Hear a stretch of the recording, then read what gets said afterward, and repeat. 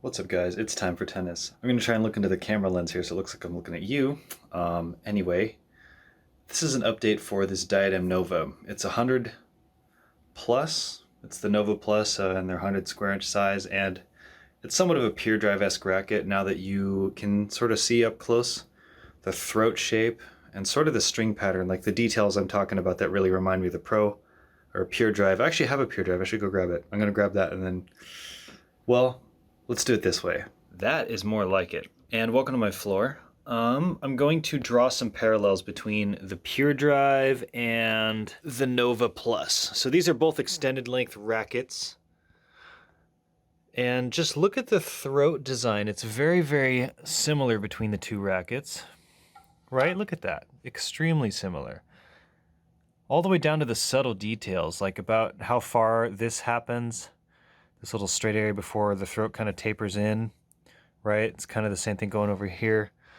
On the Nova, you sort of have this triangular type of indent that goes into this sharper beam shape. Now on the Nova, maybe it's slightly more rounded here. Here it's a little bit sharper.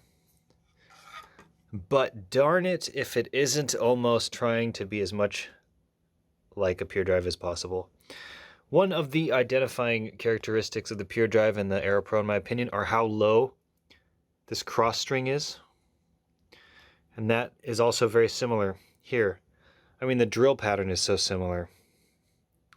You can tell just by me lining it up, like look how close this cross is to this main. I mean, a lot of details are just so similar. But they are slightly different rackets, and I'll talk about that some other time, because this video is really more so about the Nova. I just wanted you to know kind of how similar it is to the Pure Drive, because even on paper, a lot of the specs are pretty similar, but it's kind of its own thing at the same time. So let's talk about that. Back to the selfie cam. Hi. So we're going to get to a playtest video soon, and this is an update to another video that I did where I talk about this racket from sort of a more first impressions perspective, and now I've really done my best to try and like this racket as much as I possibly can. And I'll say this, I do like the racket. I think it's great. There's quite a few people I would recommend it to. But I'm going to always have this disclaimer that it's a little bit heavy in its stock form for how head heavy it is, for the kind of racket that it is. And so imagine like a Pure Drive racket, but it's a few points more head heavy. And how much that changes the way that it's going to swing, and take into effect that it's already kind of stiff, and the way that you want to play it is probably with a pretty brushy play style. Like there's a lot of head movement.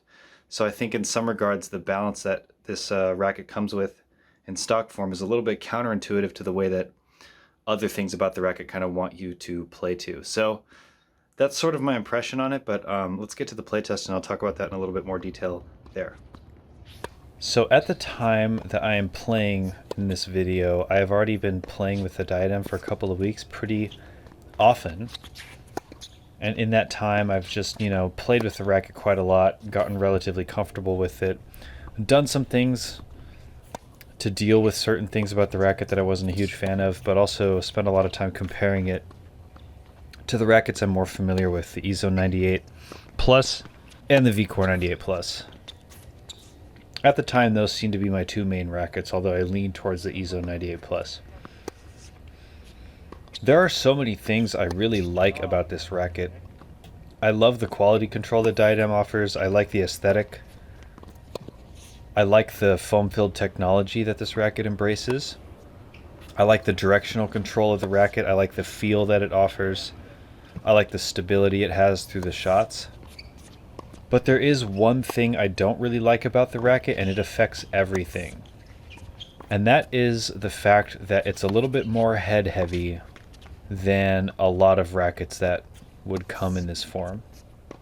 So the funny thing about this racket is that it's kind of a tweener racket in most ways, and then it's suddenly kind of not, because it's a little bit more head heavy.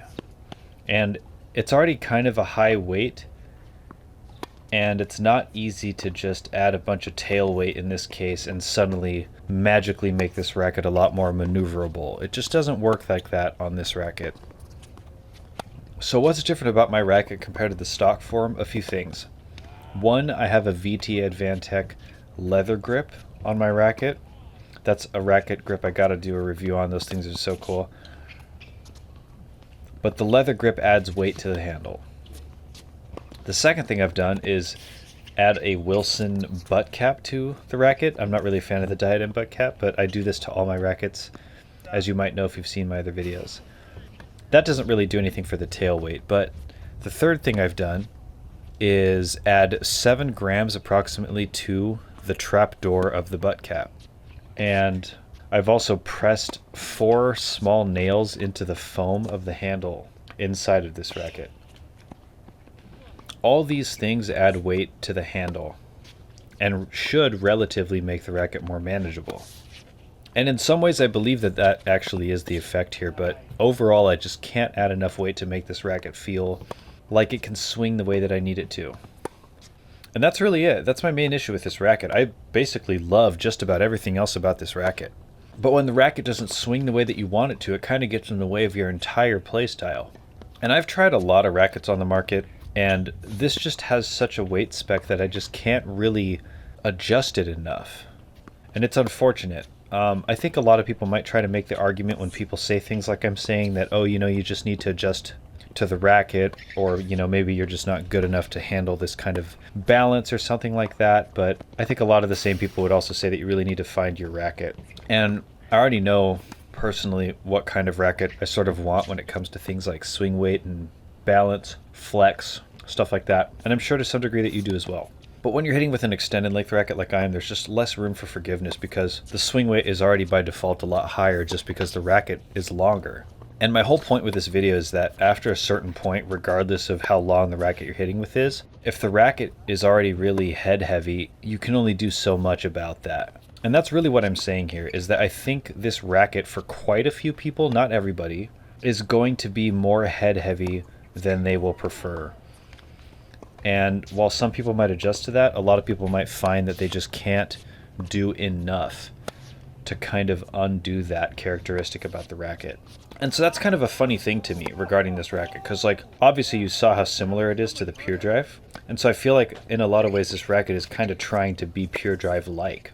But the balance of the way that it swings is certainly not Pure Drive like. Someone out there might love that, but I think a lot of people are going to find that it just makes this racket much more difficult to play with. And that's at any level. That is just an assumption that I'm making, but you can kind of just look at the facts here that this racket in pretty much every way is spec'd like a typical tweener racket, except for the fact that it's more head heavy. So it's going to have a lot of specs and attract a lot of similar people that these tweener rackets attract, but it's going to have that one big difference that makes it swing so differently from the other rackets. And someone out there might be looking for that, and they might not know it, but I think unless you're looking for that, it's probably going to be an obstacle to your tennis as opposed to something that works in your favor. And that is something that I see talked about on some of the other forums. Yeah, you can see in that rally I had some nice shots, but the way that it swings, it becomes taxing, or it feels like I really have to fight this racket to get it to play the way that I want to. So just from a personal perspective, I'm able to explain why it's not really working for me. But I honestly think that this is going to be the case for quite a few people out there. They're going to have the same complaint. And that's why. It's because this racket is a few points more head heavy.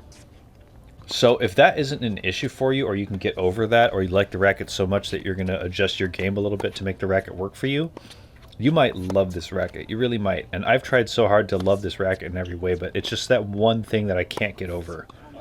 But other than that, I have nothing but good things to say about this racket. And I really have nothing but good things to say about Diadem as a company. Everybody that I've worked with over there has been super cool. I've talked to the owner a few times, and he actually gave me the time of day to just converse with me about how their rackets are made and what they do differently for different molds of the racket, how they actually achieve a different weight in certain rackets, or things like that. I asked a lot of questions, and I was just really honored that they took the time to answer such things. And you know, I sort of experiment with different racket companies, and I try to talk to who I can talk to. And my experience with a company called 10X was completely different. Like, those guys weren't very friendly. It was difficult to talk to them. They shared very little to no enthusiasm when it came to the specs of their racket, and they were also just like not very transparent about the technology at all. And I don't know, they were just difficult to communicate with in general, and ultimately led to a whole PayPal dispute with them. So, I mean, I just sort of compare my experience with Diadem, which is kind of a smaller up-and-coming company, to 10X, who is also kind of an up-and-coming smaller company, and it was just night and day. I think the future for Diadem is much brighter. If you can get your hands on a Diadem racket, I really think you should try one, because you might like it. You might really like it, or you might think that it's really interesting and say the same thing that I'm saying. And I think if Diadem hears this from enough people, they'll find some kind of way to make an adjustment and, you know, market to that audience that really like their rackets, except for this one thing about their rackets. Well, now we have one. It's more headlight. So we'll see if that happens. I'm sure Diadem is here to stay around for a little while at least. They're making balls, and I see them more and more. And I see them have more presence in the racket shops in my area, so they're definitely growing as a brand and a company. And yeah, that's my review. That's my take on the racket. I think it's really great, but there's one little obstacle that makes it hard for me to really say I could switch to this racket confidently. And I think that this obstacle will be one that a lot of people can relate to, but if not, then this racket could be for you, and I certainly think the company and its rackets are worth trying anyway. So demo one if you get a chance, and if you fall in love with one, let me know. If you end up having similar thoughts to me, also let me know. But if you have questions, you can also leave them in the comments. I'll do my best to get back to you. And thanks for watching. Like, subscribe. I will see you guys in a future video. I have some interesting stuff coming up, so I hope you guys stay tuned and see that. All right, I will catch you guys later. Take care. Have a good one. Bye.